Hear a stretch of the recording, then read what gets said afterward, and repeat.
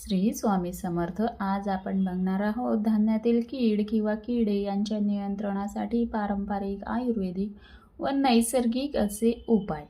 पहिला जो उपाय आहे तो कांद्याचे टरफल वापरून करायचा आहे. म्हणजे धान्यात कांद्याच्या सुकलेल्या टरफल्या ठेवाव्यात. याचा वास किड्यांना सहन होत नाहीत व त्यामुळे जी कीड लागलेली आहे किंवा जे किडे झालेले आहे ते मरतात.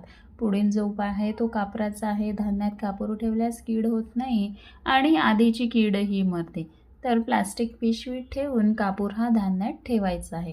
पुढील जो उपाय आहे तो निंबाच्या पाल्याचा आहे. निंबाचे कोरडे किंवा ताजे पान धान्यात ठेवल्यास कीड लांब राहते.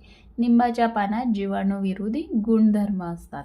पुढील जो उपाय आहे तो आहे लवंगाचा. काही लवंगा धान्याच्या डब्यात जर ठेवल्यात तर लवंगाचा जो वास आहे त्याच्याने कीड नष्ट होते व आधीची जी कीड असेल ती सुद्धा मरते.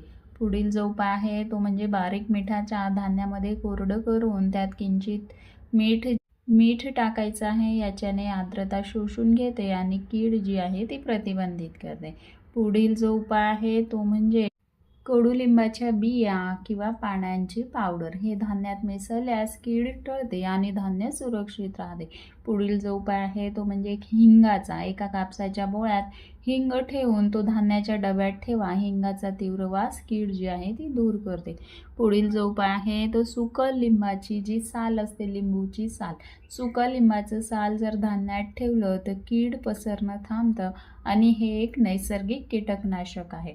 पुढील जो उपाय आहे तो म्हणजे रॉक सॉल्ट किंवा सेंधव मीठ. सामान्यतः मिठाऐवजी सेंधव मीठ जर वापरलं तर धान्य जे आहे ते बरेच दिवस टिकतं व हे आर्द्रता शोषून घेण्यासही मदत करतं. आणि कीड जर थोड्या प्रमाणात लागली असेल तर कीड लागलेले धान्य वेगळं करून त्यात नवीन धान्य मिसळू नका. आधी कीड वाळवून काढा किंवा गरम उन्हात ठेवून निर्जंतुक करा. काही वेळेस धान्य थोडं गरम करून म्हणजे कमी प्रमाणात जर असेल डाळी वगैरे तर ते तुम्ही गरम करून ठेवू शकतात. याने जी कीड आहे ती मरते आणि साठवणीसाठी सुरक्षित होते. तसंच तुळस, कडुनिंब ह्या पानांचा वापर देखील तुम्ही करू शकता व याने जी कीड आहे ती पसरण्यापासून प्रतिबंधित करू शकता. तर ही होते काही उपाय. तर नक्की करून बघा व हे उपाय करून काय फायदा झाला हे कमेंटद्वारे कळवा. धन्यवाद.